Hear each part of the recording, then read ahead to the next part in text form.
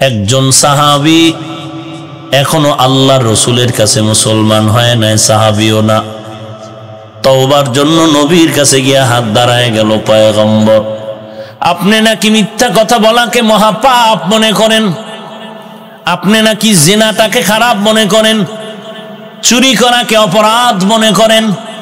বলে তাই তো। বলে আমার মধ্যে সব অভ্যাস আছে, জিনা করার অভ্যাস, মদ পান করার অভ্যাস, মিথ্যা কথাও বলি, আমি চুরিও করি। তবে আমাকে একটা ওসিয়ত করেন আর নসিহত করেন, উপদেশ দেন, আমি চারোটা ছাড়তে পারবো না, একটার কথা বলে। নবীজি বললেন তুমি জিনা করো? বলে হ্যাঁ। ওরে নবীর উম্মতের দল, নবীজি বললেন তুমি মিথ্যা বলো? বলে হ্যাঁ বলি। তুমি চুরি করো? করি। বলে জিনা করো? করি। রাহমাতুল লিল আলামিন বললেন তুমি যদি একটা নসিহত আমার থেকে চাও তাহলে এক নম্বরে তুমি মিথ্যা কথা বন্ধ করে দাও। লোকটা মনে মনে খুশি, জিনা বন্ধ করতে দেয়নি, চুরি বন্ধ করে নাই নবী, জিনা বন্ধ করে নাই, মদ পান করাও বন্ধ করতে বলেনি, মিথ্যা বলতে নিষেধ। তাহলে আমার চুরি করার রাস্তা এখনো খোলা আছে, বরং আগের থেকে এখন মন খুলে চুরি করব, কারণ নবীর অনুমতি। নবী চুরি করতে বন্ধ করে নাই, নবী জিনা করতে নিষেধ করেন নাই, নবী মদ পান করতে নিষেধ করেন নাই, মিথ্যা কথা বলতে নিষেধ করলেন। বাড়িতে যাওয়ার পর রাতের অন্ধকারে চিন্তা করে কার বাড়ি গিয়া চুরি করব, বরকতের চুরি হবে, কারণ আজ আমার নবীর থেকে দোয়া নিয়ে আসছি, চুরি করি নবী জানে। নিয়তটা করিয়া যখন ঘর থেকে বের হয়, হঠাৎ অন্তরের মধ্যে বাধা এসে গেল, আগামীকাল সকাল বেলায় যদি আমার নবীর সাথে মোলাকাত হয়ে যায়, আর কেউ গিয়া যদি নালিশ দেয় নবীর কাছে চুরি করা হয়েছে আমার ঘরের মাল, নবী যদি আমাকে ডাকেন, গোপনে ডাকিয়ে বলেন তুমি চুরি করছো নাকি, নবীর সাথে তো আমি তওবা করেছি, ওয়াদা, একটা বিষয় মিথ্যা কথা বলা যাবে না। তাহলে নবী জানবেন আমি চুরি করেছি, আমার বলতে হবে সত্য কথা। আল্লাহর বান্দাই চিন্তা করে চুরির থেকে বারণ হয়ে গেল, চুরি করবে না। ঠিক মদ পান করার ক্ষেত্রেও মদের বোতল হাতে নিল, মদের বোতল হাতে নেওয়ার পর ঠিক ওই চিন্তায় পড়ে গেল, নবী যদি জিজ্ঞাসা করে মদ পান করছো নাকি, মিথ্যা বলা যাবে না, মদের বোতল ফালায় দিল। জিনার ব্যাপারটাও এমন চিন্তা করে বন্ধ করে দিল। নবীর একটা বরকতি বয়ানের দ্বারা পুরা মানুষ আল্লাহর খাস বান্দা হয়ে গেল। সোহবতে সালেহ তোরা সালেহ কুনাত, সোহবতে তালে তোরা তালে কুনাত জমানা, সোহবতে বা আউলিয়া বেহতার জসদ সালে তাআত বেরিয়া। আল্লাহর ভয় যখন অন্তরে থাকবে, জীবন চলে যাবে, না খাইয়া থাকবে, তারপরও মিথ্যা কথা জবানে বলবে না। এজন্যই তো তাকওয়ার বয়ান। সন্তান মা বাবাকে ভয় করার কারণে মা বাবার সামনে অন্যায় করে না, ছাত্র ওস্তাদকে ভয় করার কারণে ওস্তাদের সামনে ছাত্র অন্যায় করে না, বিচারকের আসামি ভয় করার কারণে আসামি বিচারকের সামনে অপরাধ করে না। ঠিক আল্লাহর বান্দা যদি আল্লাহর আযাবের ভয় অন্তরে ঢুকায়, ওই বান্দা কখনো জাহান্নামের ভয়ে গুনাহের কাজ করবে না। এর নবীর আশিক উম্মতের দল, ইয়া আইয়ুহাল্লাযীনা আমানুত্তাকুল্লাহ,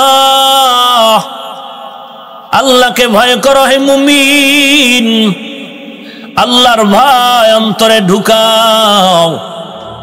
এই ভয়ের নাম তাকওয়া, আর এই ভয় যারা আল্লাহকে করবে তাদের নাম হলো মুত্তাকি।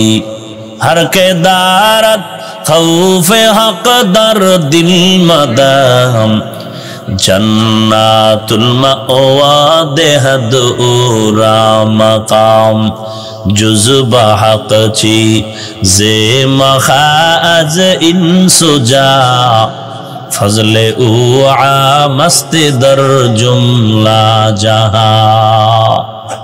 আল্লাহ বলেন আমার কাছে ওই ব্যক্তি বড় দামি। ইন্না আকরামাকুম ইনদাল্লাহি আতকাকুম, আমার কাছে দামি ওই ব্যক্তি যার মধ্যে থাকবে তাকওয়া। আল্লাহর ভয় নিয়ে জবানটাকে হেফাজত করো হে মুমিন। এক নম্বরে জবান দ্বারা মিথ্যা কথা বন্ধ করে দাও। আল্লাহ বলেন ওয়াইলু ইয়াউমা ইযিল লিল মুকাজ্জিবিন, মিথ্যাবাদীর জন্য ওয়াইল নামক জাহান্নাম, মিথ্যাবাদীর জন্য ওয়াইল নামক জাহান্নাম। ওয়াইল জাহান্নাম বড় মারাত্মক ভয়ঙ্কর জাহান্নাম। এরে নবীর উম্মতের দল, কোন মানুষ যদি বিশ্বাস করে আগুনের মধ্যে হাত দিলে হাত পুড়ে যাবে, ওই বান্দা কখনো আগুনের মধ্যে হাত দিবে না। কোন বান্দা যদি জানে এই গর্তের মধ্যে সাপ আছে, সাপে কামড় দিবে, ওই বান্দা হুঁশ থাকতে কখনো গর্তের মধ্যে হাত দিবে না। কোন বান্দা যদি ভালো করিয়া বিশ্বাস করে গুনাহের কাজ করলে আমার জাহান্নামের আগুনে জ্বলতে হবে, ওই বান্দা কখনো গুনাহের দিকে ইচ্ছা করে আগাইবে না। হরকে দারাত খৌফে হক দর দিল মাদাম জান্নাতুল মাওয়া দেহদুরা মাকাম। এই ক্যামেরা ভাইরা আমার, আল্লাহর ভয় অন্তরে ঢুকাও, জবানের হেফাজত করো। এক নাম্বার জবানের হেফাজতের জন্য মিথ্যা কথার থেকে জবানকে বাঁচাও। নবীজি একদিন সাহাবায়ে কেরাম নিয়ে বয়ান করতেছেন, হঠাৎ করে একটা বিকট আওয়াজ হলো। নবীজি বললেন, হে সাহাবায়ে কেরাম, এত বিকট আওয়াজ কিসের থেকে হলো জানলানি?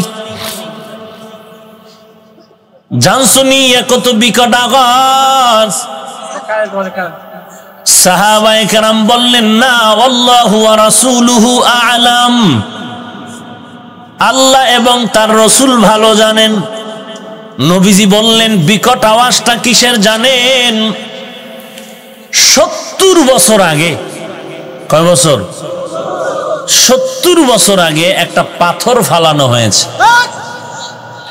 ওই পাথরটা 70 বছর ধরে পড়তেছিল, নিচের দিকে যাইতেই ছিল। 70 বছর আগের পাথর 70 বছর লাগায়া যেতে যেতে যেতে যেতে যেতে যেতে এখন জাহান্নামের তলে গিয়া নামলো। এই জাহান্নাম ওয়াইল নামক জাহান্নাম, বড় মারাত্মক জাহান্নাম। আল্লাহ পাক শুধু মিথ্যাবাদীর জন্যই বলেননি যে ওয়াইল নামক জাহান্নাম।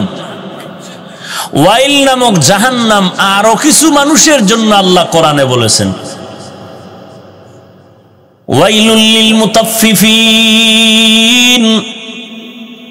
বেচা কেনা যারা ব্যবসা করো, মাপে যারা ভেজাল দাও, তাদের জন্য ওয়াইল নামক জাহান্নাম।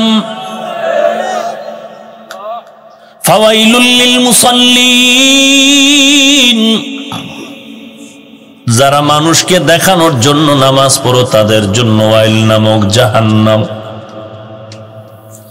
ওয়াইল নামক জাহান্নাম বড় ভয়ঙ্কর। ওয়াইলুল লিকুল্লি হুমাযাতিল লুমাযাহ, যারা মানুষের দোষ চর্চা করে, পেছনে পেছনে দোষ তালাশ করে, তাদের জন্য ওয়াইল নামক জাহান্নাম। জবানকে তুমি কন্ট্রোল করো, মিথ্যা কথার থেকে জবানকে বাঁচাও, না হয় ওয়াইল নামক জাহান্নাম মিথ্যাবাদীর জন্য। মিথ্যা কথার থেকে জিহ্বাটারে হেফাজত করো। পারো না বললে হবে না, আল্লাহর কাছে তৌফিক চাও। ক্ষমতা আল্লাহ পারেন, যেটা বান্দা পারে না সেটা আমার আল্লাহ পারে। ওই আল্লাহকে বলো, দয়ার মালিক, মেহেরবানি করে মিথ্যা কথার থেকে জবানকে হেফাজত করার তৌফিক দান করে। দুই নম্বরে জবান হেফাজতের জন্য বান্দা গালাগালি বন্ধ করে দাও। নিজের ছেলে মেয়ের সাথে, নিজের মা বাবার সাথে, নিজের ভাইয়ের সাথে, নিজের প্রতিবেশীর সাথে জবানের ব্যবহার ভালো কর। গালি দিবা না, গালি দেওয়া হারাম, গালি দেওয়া হারাম, বড় কটু কথা, মানুষের অপছন্দনীয় কাজ। আল্লাহ বলেন কুল্লি ইবাদি ইয়াকুলুল্লাতী হিয়া আহসান ইন্নাশ শাইতানা ইয়ানজাগু বাইনাহুম ইন্নাশ শাইতানা কানা লিল ইনসানি আদুওয়াম মুবিনা। ও নবী, আপনি বলেন মুমিনকে কাফেরের সাথে যেন ব্যবহার খারাপ না করে। কাফেরকে বলেন মুমিনের সাথে যেন ব্যবহার খারাপ না করে, এমনটা বলেননি, বরং মুমিনকে বলেন মুমিনেরা যেন কাফেরের সাথে ব্যবহার খারাপ না করে। তার মানে কি? মুমিন হইয়া কাফেরের সাথে ব্যবহার করবে ভালো, আর মুমিন হইয়া মুমিনের সাথে ব্যবহার করবে খারাপ। হ্যাঁ, কুল্লি ইবাদি আই ইবাদিয়াল মুমিনিন ইয়াকুলুল কুফার, মুমিন হয়ে যেন মুমিনের সাথে ভালো ব্যবহার তো করবেই, কাফেরের সাথেও যেন ব্যবহার ভালো করে। কেন? আল্লাহ তার কারণ দর্শায় বলেন ইন্নাশ শাইতানা ইয়ানজাগু বাইনাহুম, নিশ্চিত শয়তান চায় মুমিন আর মুসলমানের সাথে ঝগড়া লাগায় মুমিনের ক্ষতি করবে।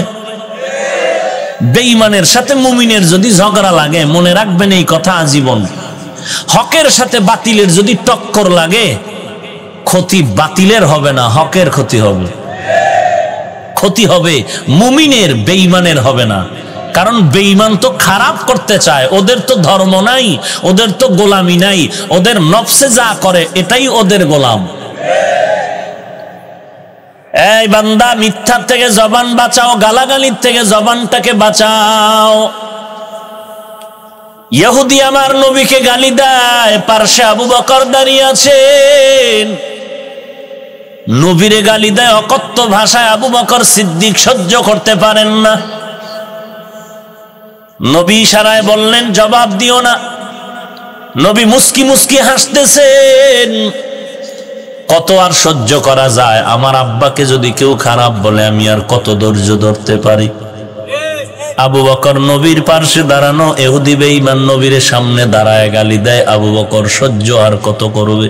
হঠাৎ করে দাঁড়ায় গেলেন, জবাব দেওয়া শুরু করলেন।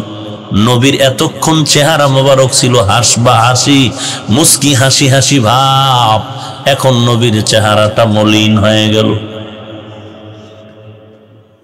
আবু বকর সিদ্দিক রাদিয়াল্লাহু তাআলা আনহু বললেন, পয়গম্বর, এতক্ষণ আমি জবাব দিলাম না, আপনিও চুপ মুস্কি হাসলেন, এখন কেন মনটা বেজার হয়ে গেল?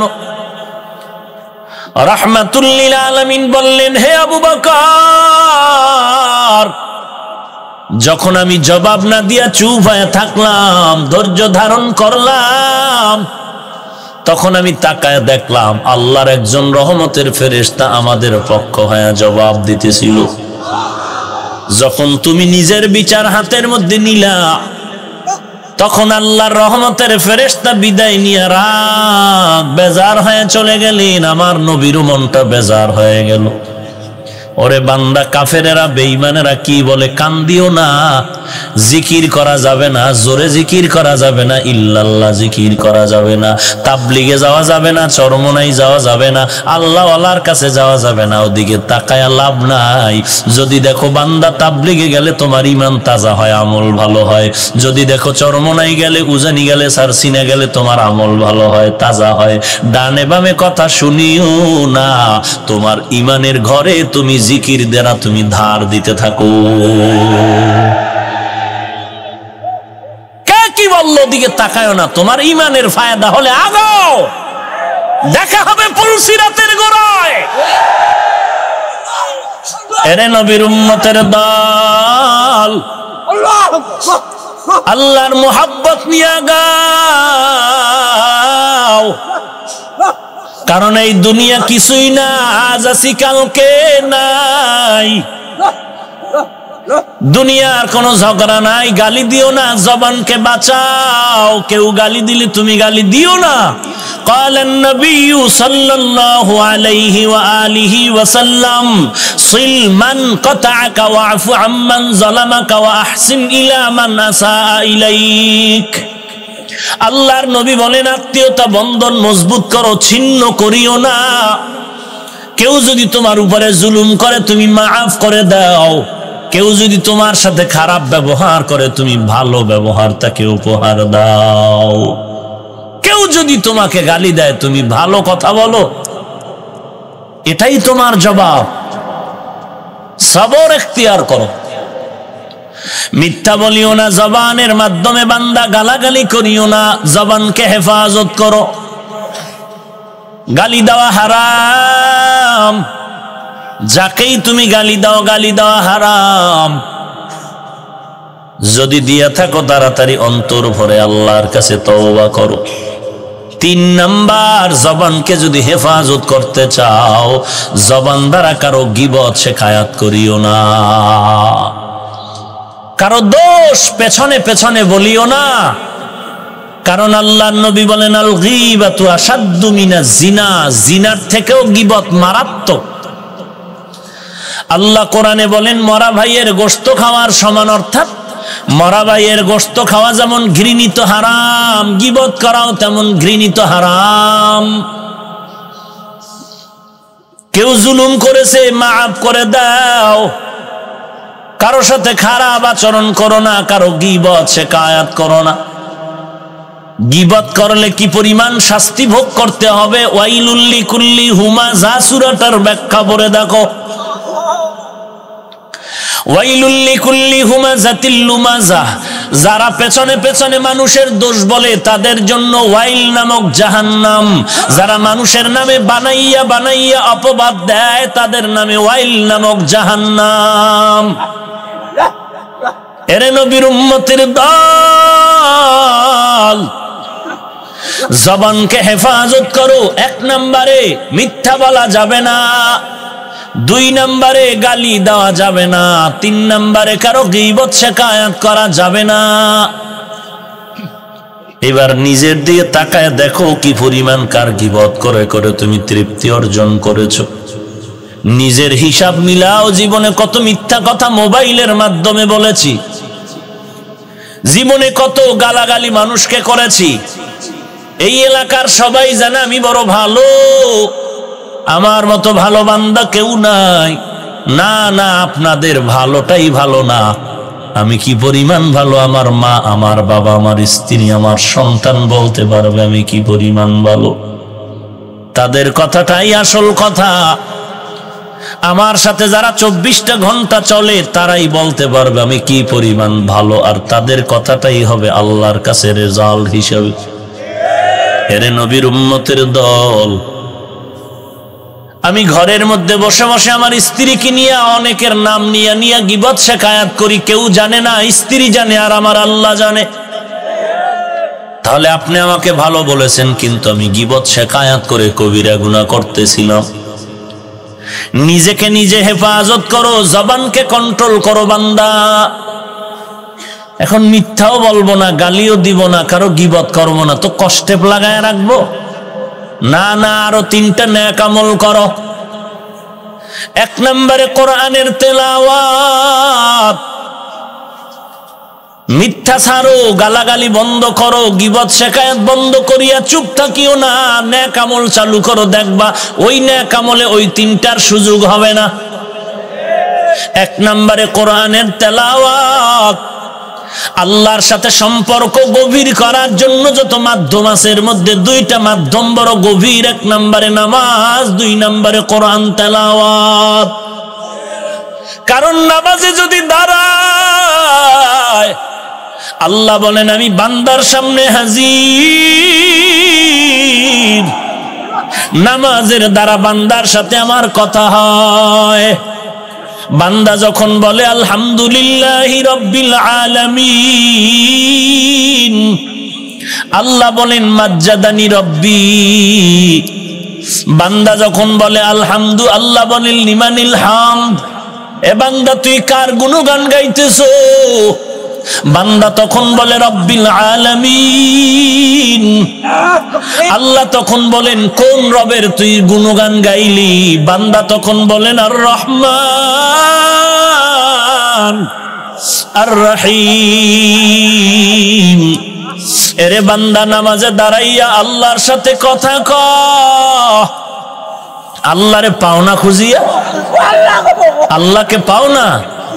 ওরে আল্লাহ বলেন তুই নামাজে দাঁড়াইয়া যখন ইন্নী ওয়াজ্জাহতু ওয়াজহিয়া লিল্লাযী ফাতারাস সামাওয়াতি ওয়াল আরদা হানিফা ওয়া মা আনা মিনাল মুশরিকিন।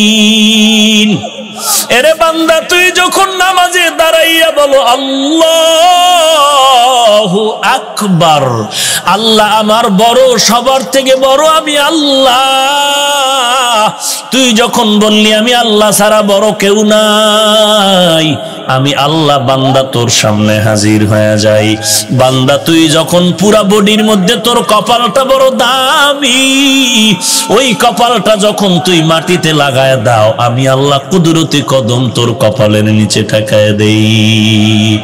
মকুন সুস্তি নামাজে পাঞ্জে গানা ফাওয়াইলুল লিল মুসাল্লিনাল্লাযিনা মুমিনারা ইনামাজ ইমদাদে দা ইস্তাঈনু আয়াতে কুরআবা আয়াতে কদ আফলাহারা ইয়াদেকুন গমরু কুন্দর মানি আজ দিল সাদিকু। আল্লাহকে পাইতে চান? এই আল্লাহর বান্দারা, আল্লাহকে পাইতে চান? আল্লাহ বলেন তুই কই তালাশ করো, আমি না তোর কাছে আছি। ওয়া নাহনু আকরাবু ইলাইহি মিন হাবলিল ওয়ারিদ। এরে বান্দা তুই কোন দিকে তাকাও, আমি আল্লাহ তো তোর চতুর্পার্শ্বে আছি। ফাআইনামা তুওয়াল্লু ফাসাম্মা ওয়াজহুল্লাহ। এ বান্দা তোর রগের নিকটে আর তোর চতুর্দিকেই আমি আল্লাহ। বলে আরো খুঁজবি, আরো খুঁজতে চাও, আরো কাছে পেতে চাও? ওয়াফি আনফুসিকুম আফালা তুবসিরুন। हर रंग में तू, हर बू में तू, हर जा में तू, हर दाम। हर रंग में तू, हर बू में तू, हर जा में तू, हर दाम।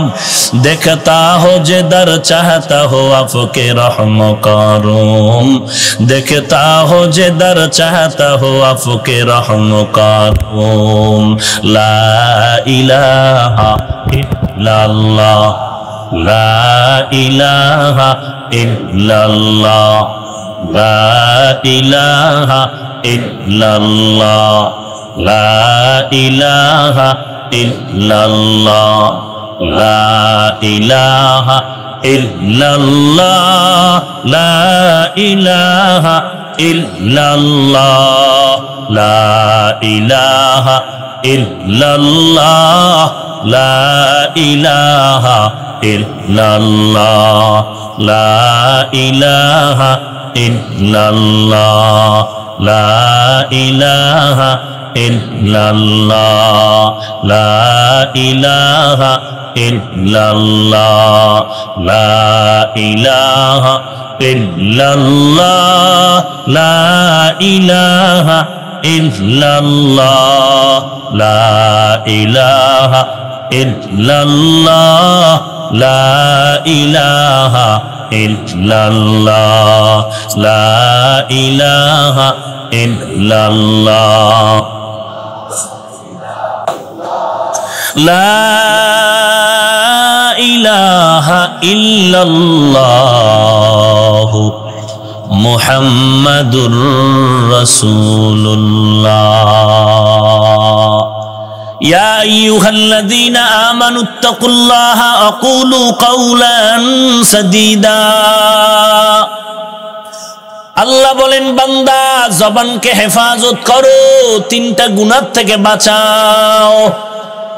এক নম্বরে মিথ্যা বলা বন্ধ করে দাও, দুই নম্বরে বান্দা জবান দ্বারা গালাগালি বন্ধ করে দাও, তিন নম্বর এরে গোলাম জবান দ্বারা কারো গীবত শিকায়াত করো না। যত বড় পাগড়িওয়ালা হোক না কেন, যদি গালাগালি করে বুঝবা ওই বান্দার ভেতরে তাকওয়া নাই। আবু হানিফারে গালি দেয়, আসেনি? হ্যাঁ, গালি দেয়নি? কিয়ামতের আলামত রাসূল বলেন পরবর্তী উম্মত অতীতের উম্মতকে গালি দিবে, কিয়ামতের আলামত। যারা আবু হানিফাকে গালি দেয় তারা ভণ্ড, তাদেরকে যারা ভণ্ড বলে না তারাও ভণ্ড। কোন বাপের বেটা থাকলে দাঁড়া, কোন বাপের বেটা থাকলে বুকের সাহস নিয়ে দাঁড়া। যারা ওপেন এক চাটিয়া পীর মুরিদিকে অস্বীকার করে তারা ভণ্ড, যারা এক চাটিয়া পীর মুরিদিকে গালি দেয় তারা ভণ্ড, যারা তাবলীগের বিরুদ্ধাচরণ করে, ওপেনলি তাবলীগকে গালি দেয়, আহলে হক উলামায়ে কেরাম পীর মাশায়েখকে গালি দেয়, তারা ভণ্ড। ভাইরা আমার, খুব সাবধান, জবানকে হেফাজত করো, তিনটা গুনাহ বাদ দিয়ে নেক আমল ধরো। এক নম্বরে কোরআনের তেলাওয়াত। বলতেছিলাম আল্লাহ পাওয়ার যত মাধ্যম আছে এর মধ্যে দুইটা মাধ্যম বড় গভীর। এক নম্বরে নামাজ, দুই নম্বরে তেলাওয়াত। বান্দা আয়না খুলিয়া দেখলে যেমন নিজের চেহারাটা দেখা যায়, বান্দা আল্লাহর কোরআন যদি খুলো আমার আল্লাহকে দেখা যায়। কারণ এটা তো কালামুল্লাহ, আল্লাহর কথা। কোরআন কি কার কথা? আল্লাহর কথা হলো কোরআন। এই জন্য আল্লাহর কুদরতের দিকে তাকায় থাকলে যেমন সওয়াব, ঠিক কোরআন শরীফের দিকে শুধু তাকায় থাকলে সওয়াব। তার মানে কি পড়া লাগবে না? চেষ্টা করো পড়ার, অর্থ পড়ার চেষ্টা করো। বাকি কোরআন এত দামি যে তাকায়া থাকলেও সওয়াব। নবীজির দিকে তাকায়া থাকলে সওয়াব, বাইতুল্লাহর দিকে তাকায়া থাকলে সওয়াব। দামি দামি জিনিস। নবীর ওয়ারাসাতুল আম্বিয়া উলামায়ে কেরাম আহলে হক এদের দিয়ে তাকায়া থাকলেও গুনাহ মাফ হয়ে যায়। মা বাবার দিয়ে নেক নজরে তাকায়া থাকলেও সওয়াব। এরে নবীর উম্মতের দল, এক নম্বরে কোরআন তেলাওয়াত করো। বললেই বলবেন পারি না, পারি না, কোরআন পড়তে জানি না। ও আল্লাহর বান্দা, পারি না বললে বসে থাকলে হবে না, চেষ্টা করা লাগবে। দুই নম্বরে আলহামদু সূরাটাও যদি পারেন এটাও পড়েন, এক একটা অক্ষরে 10টা নেক পেয়ে যাবেন। যদি বলেন আমি আলহামদুলিল্লাহ পারি না, বিসমিল্লাহও কি পারেন না? সব সময় হাঁটতে চলতে উঠতে বসতে বিসমিল্লাহির রহমানির রহিম পড়েন। এক একটা অক্ষরের বিনিময়ে 10টা নেক আল্লাহ দান করবেন। আল্লাহ পাকের 3000 নাম আছে। কয় হাজার নাম? 1000 নাম আল্লাহ আম্বিয়া কেরামদের শিখাইয়া দিছেন, রইল কত? আর 1000 নাম আল্লাহ ফেরেশতাদের শিখাইয়া দিছেন, থাকলো কত? 300 নাম আল্লাহ তাওরাতে দিয়েছেন, 300 নাম জাবুরে দিয়েছেন, 300 নাম ইনজিলে দিয়েছেন, থাকলো কত? একটা নাম আল্লাহ পাক কুদরতের হাতে জমা রেখেছেন, 99টা নাম আল্লাহ মানুষ কোরআনের মধ্যে দিয়েছেন। এই টোটাল 3000 নামের বরকত আল্লাহ বিসমিল্লাহর মধ্যে ঢুকায়া দিয়েছে। বিসমিল্লাহির রহমানির রহিম পড়ে ঘুমাও। ঘুমের সময় যদি বান্দা ওযু করে ঘুমাও 21 বার। কয়বার? 21 বার যদি পড়িয়া ঘুমাও বিসমিল্লাহির রহমানির রহিম, বিসমিল্লাহির রহমানির রহিম, আল্লাহ পাক তোমার এই বিসমিল্লাহর বরকতে 3টা উপকার হয়ে যাবে। ঘরের মাল সামানা ফেরেশতা দিয়ে আল্লাহ পাহারা দিবেন, এবং তুমি ঘুমের মধ্যে কোনো খারাপ স্বপ্ন দেখবা না রে বাবা। তিন নাম্বার, আল্লাহ যদি কপাল ভালো রাখে ঘুমের ঘরে মদিনাওয়ালার সাথে মোলাকাত হয়ে যাবে। মদিনা নাম কত মধু,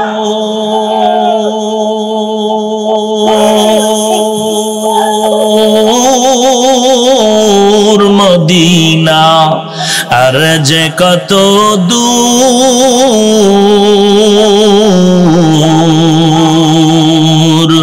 সেই মদিনার পথের ধুলি আমি, সেই মদিনার পথের ধুলি আমি মাখতে পারলাম না, মদিনা যাইতে পারলাম না, মদিনা দেখতে পারলাম না, মদিনা যাইতে পারলাম না।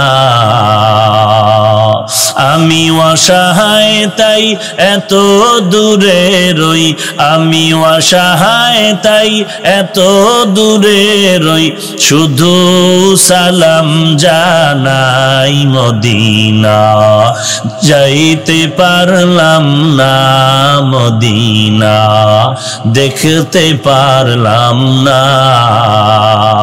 মদিনায় যেতে চাননি? আসলেই চান? তাহলে বেশি বেশি বিড়ি টানবেন। টানেন তো?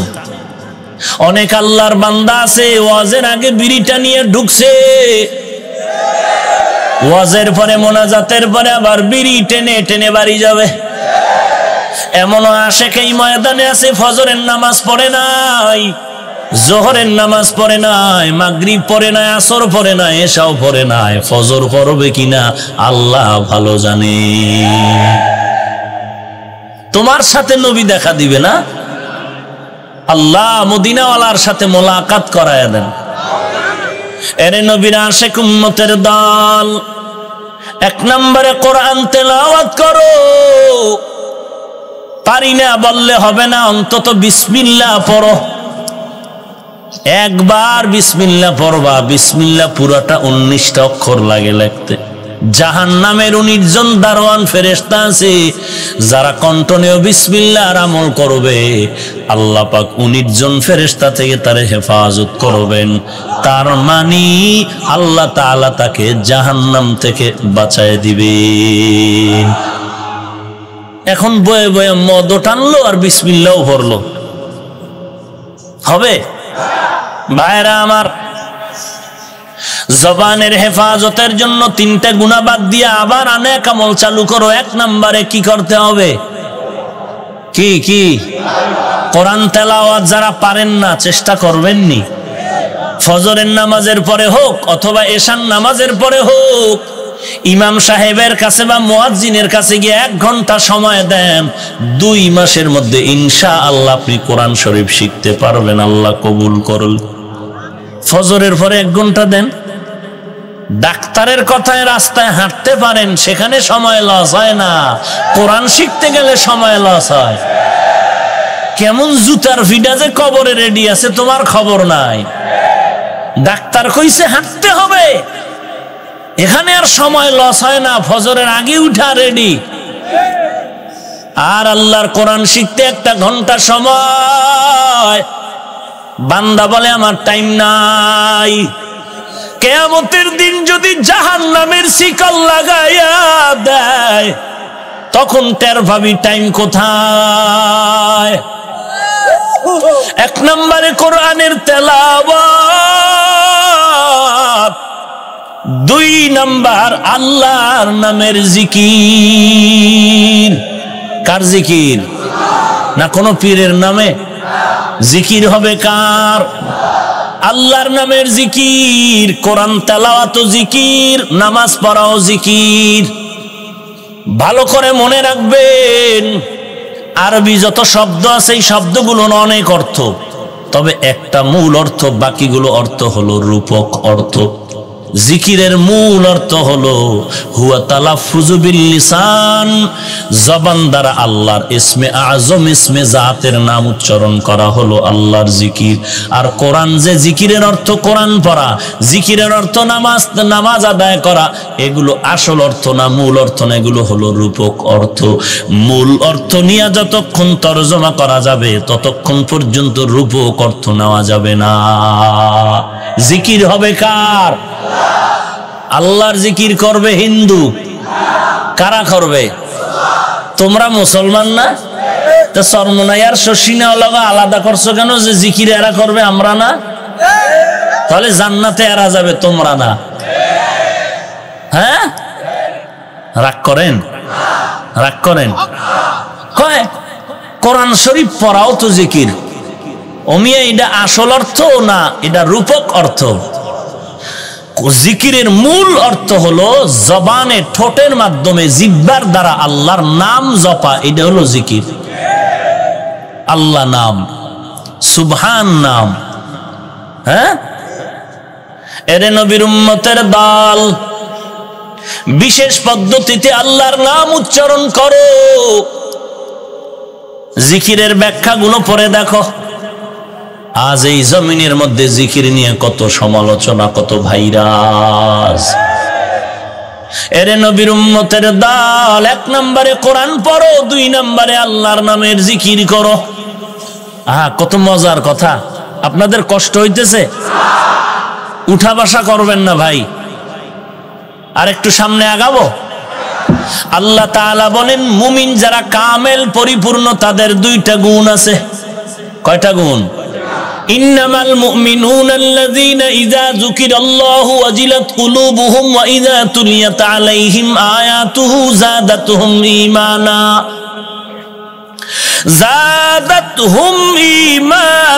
ওয়া আলা রাব্বিহিম ইয়াতাওয়াক্কালুন।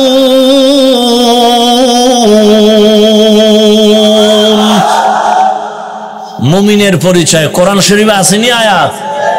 আল্লাহ বলেন খাঁটি মুমিন যারা এগো 2 গুণ, 2 গুণ। 1 নাম্বার ইযা যুকিরাল্লাহু ওয়াজিলাত কুলুবুহুম, যখন তাদের সামনে আল্লাহর জিকির করা হয় তাদের কলবের মধ্যে জালজালা শুরু হয়ে যায়।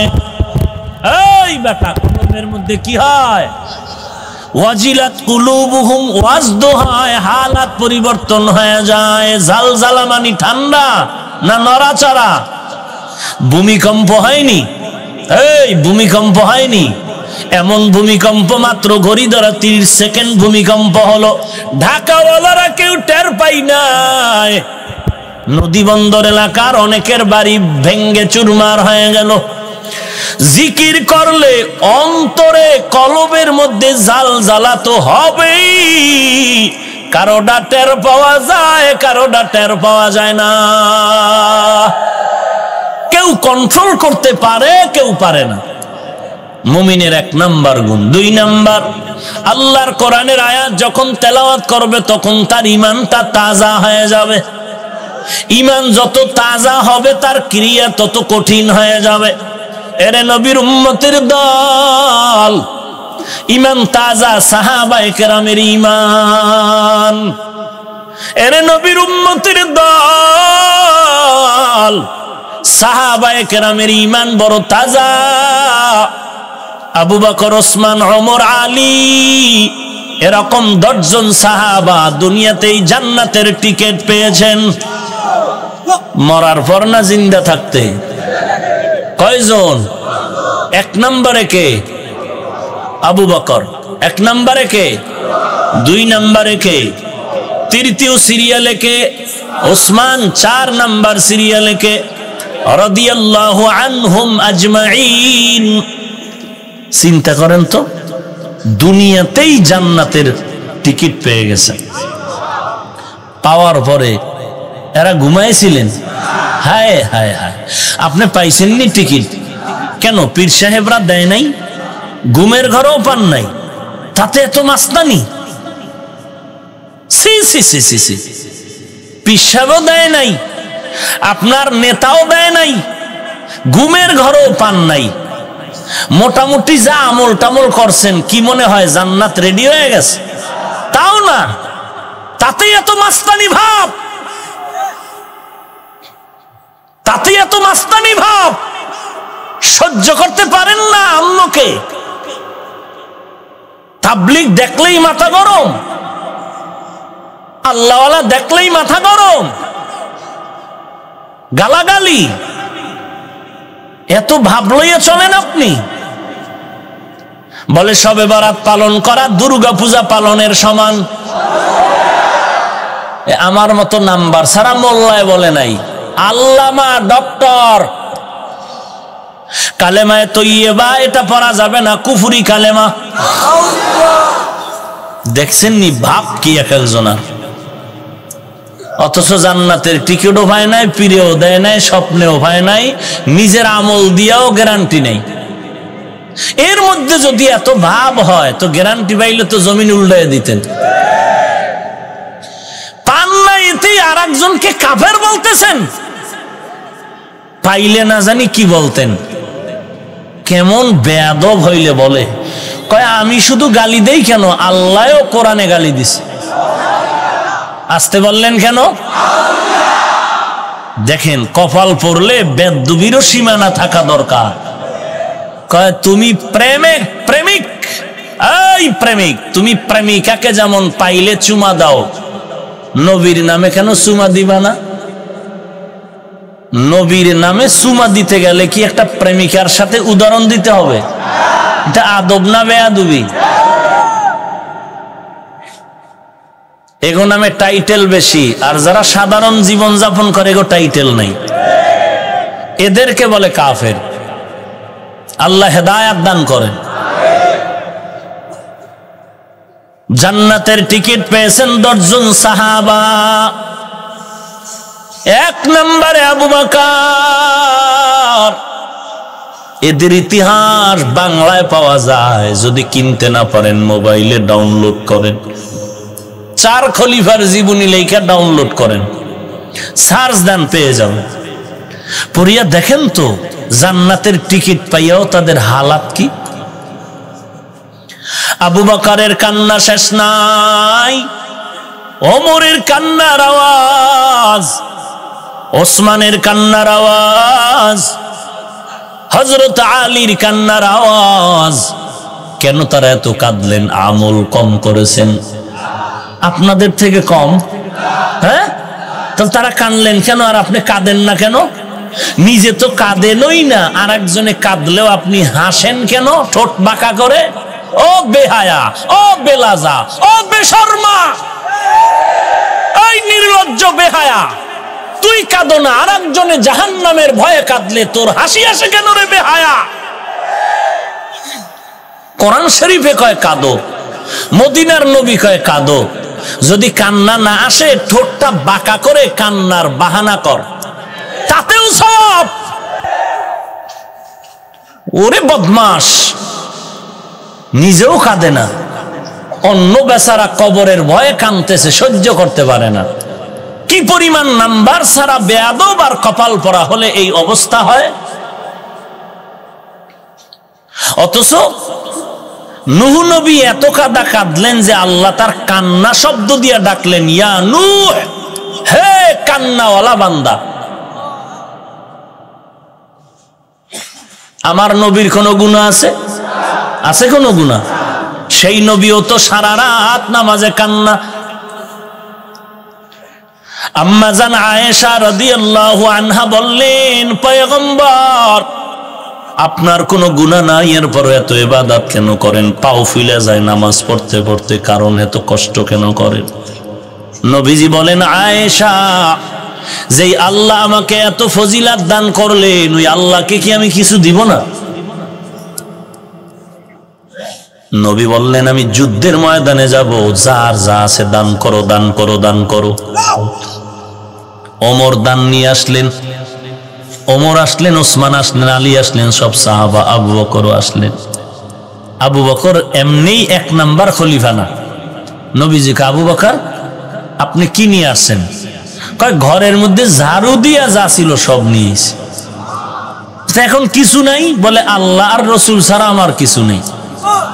নবী আশ্চর্য হয়ে গেলেন, আশ্চর্য হয়ে তাকায় রইলেন আবু বকরের দিকে।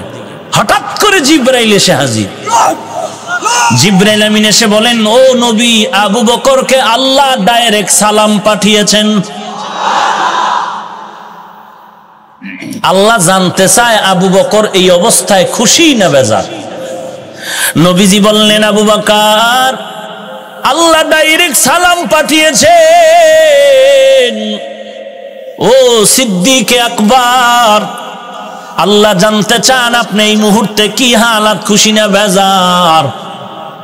আবু বকর সিদ্দিক রাদিয়াল্লাহু তাআলা আনহু কান্না শুরু করলেন, কোনো জবাব দেন। নবী বললেন, আপনি জবাব দেন, কেন কান্না করতেছেন জানতে চাই। আবু বকর কান্না করে বলেন, পয়গম্বর, আমার পিছনের ইতিহাস মনে পড়ে গেল। আমি আবু বকর ছিলাম একটা জাহান্নামের আসামি।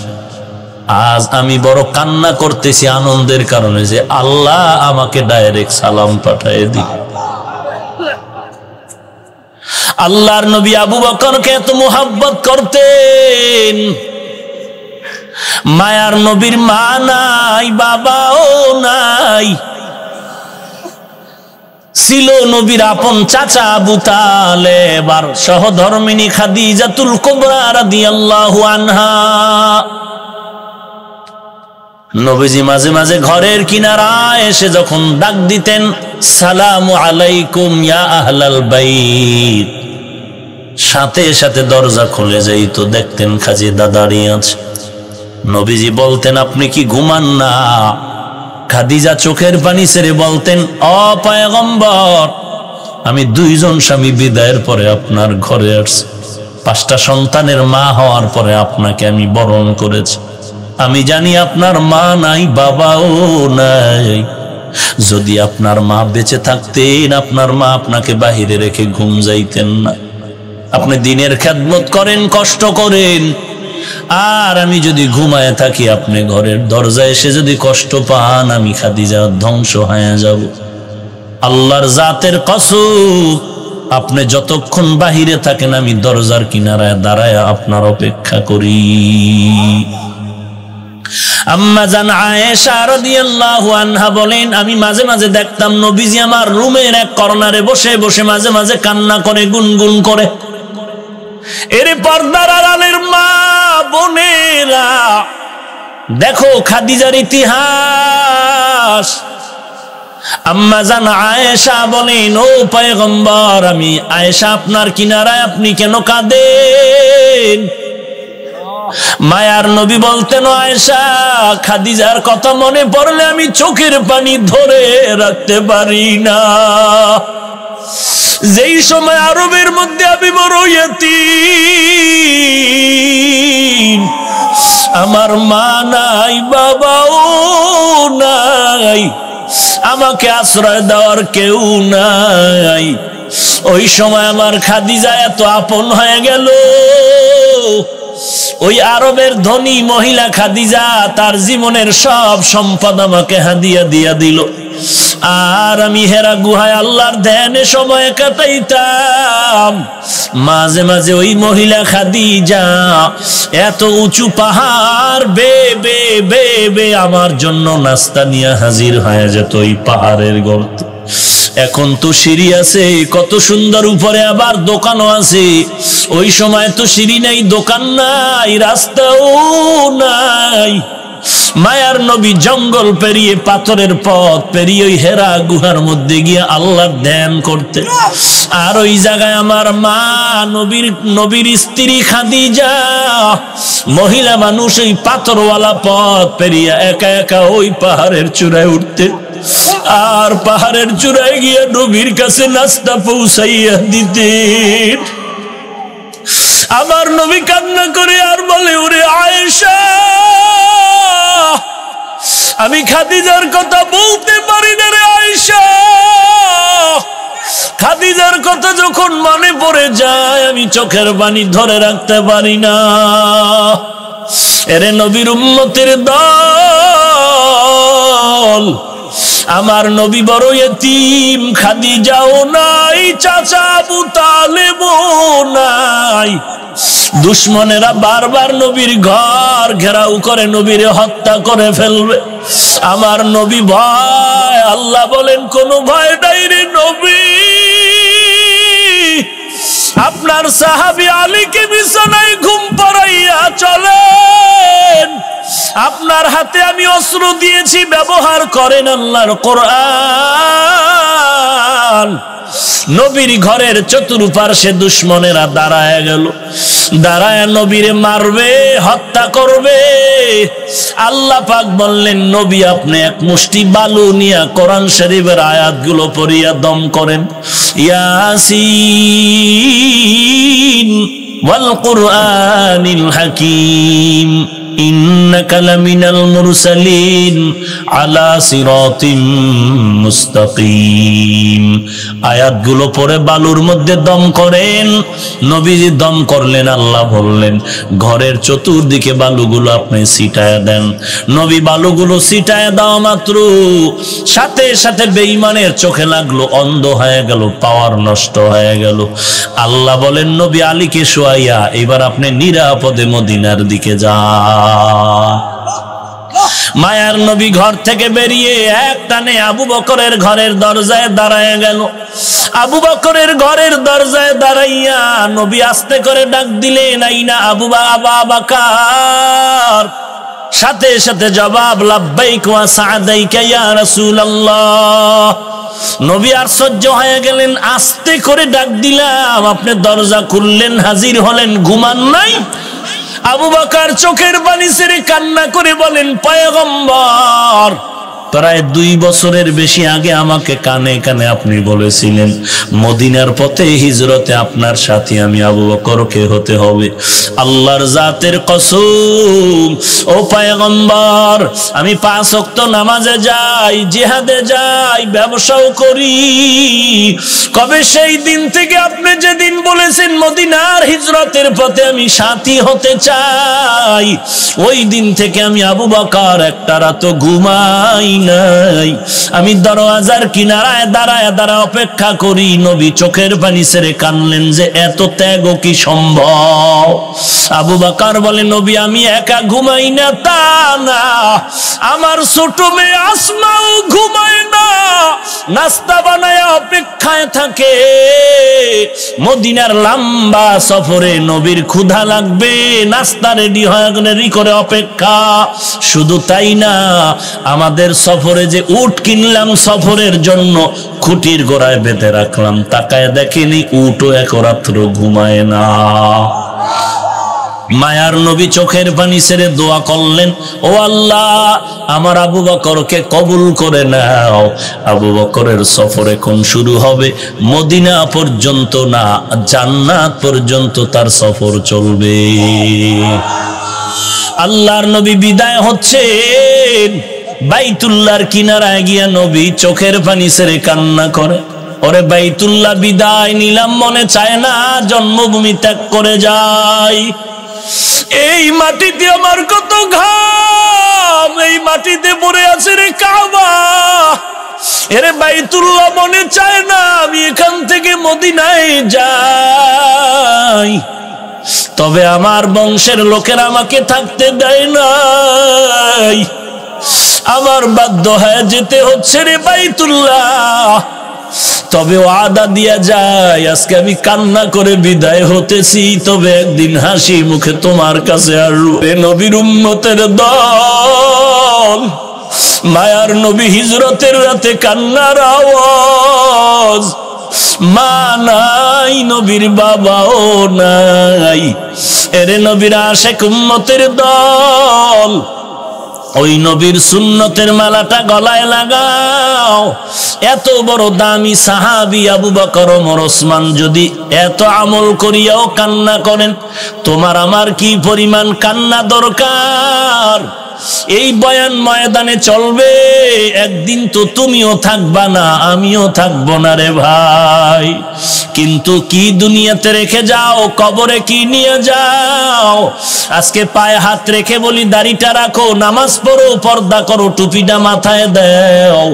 এরে যুবক, তুমি টুপি মাথায় দিতে চাও না, আর আমাকে যদি কেউ কোটি টাকা দান করে, জীবন গেল আমি টুপি ফেলবো না, দাড়িটা ফেলবো না রে বাবা। কারণটা কি?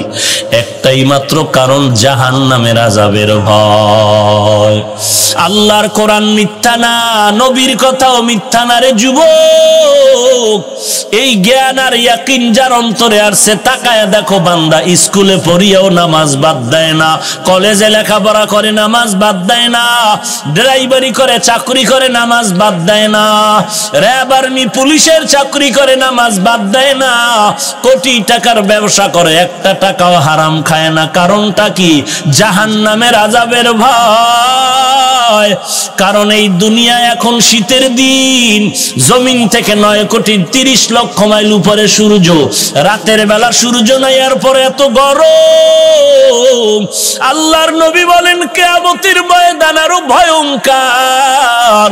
ওই সূর্যটা মাথার উপরে নেমে আসবে, সূর্যটাকে আল্লাহ অর্ডার করবে, রে সূর্য তোর 12টা মুখ জমিনের দিকে তাপমাত্রা ছেড়ে দাও। সূর্যের তাপে জমিনটা হয়ে যাবে তামা,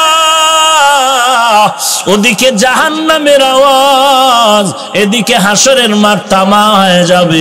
হাসরের মানুষ সূর্যের তাপে বেকারার হয়ে যাবে। এরে নবীর উম্মতের দল, একটা বেতের বাড়ি হাতে সহ্য করতে পারো না, গুনাহ নিয়ে যদি কবরে যাও, দুই পার্শ্বের মাটির চাপ কেমনে সহ্য করবি? এরে বান্দার সূর্যের গরম সহ্য করতে পারো না, ওই অন্ধকার কবরে জাহান্নামের আগুন কিভাবে সহ্য করবি?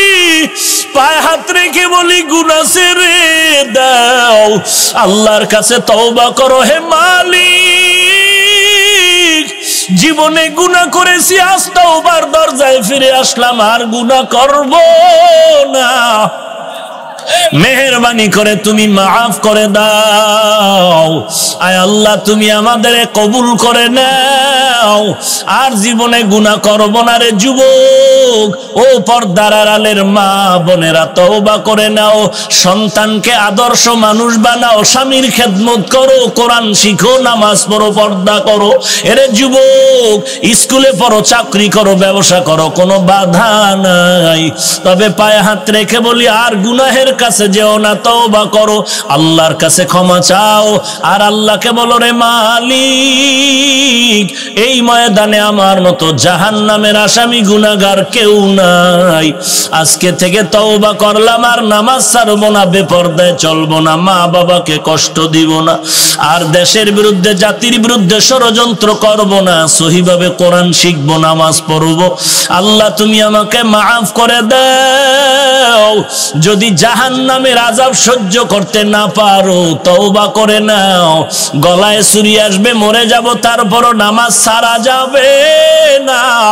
তওবা করার যদি নিয়ত হয়, খাঁটি তওবার নিয়তে দুটো হাত আল্লাহকে দেখায়া দাও।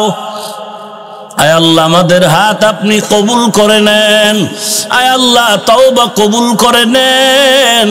তওবার উপরে মজবুত হয়ে চলার তৌফিক দান করেন। আয় আল্লাহ, গুনাহমুক্ত জিন্দেগি দান করেন। নেক আমলের আগ্রহ বাড়ায় দেন আল্লাহ। এই ময়দান থেকে খালি হাতে ফিরাইয়েন না, হেদায়েতের নূর দিয়া সিনাটা ভরপুর করে দেন আল্লাহ। আয় আল্লাহ, তওবার উপরে মজবুত চলার তৌফিক দান করেন। আমিন। আলহামদুলিল্লাহি রাব্বিল আলামিন, ওয়াসসালাতু ওয়াসসালামু আলা সাইয়্যিদিল আমবিয়া ওয়াল মুরসালিন ওয়া আলা আলিহি ওয়া আসহাবিহি আজমাইন। ইয়া আরহামার রাহিমিন, ইয়া আরহামার রাহিমিন, ইয়া আরহামার রাহিমিন।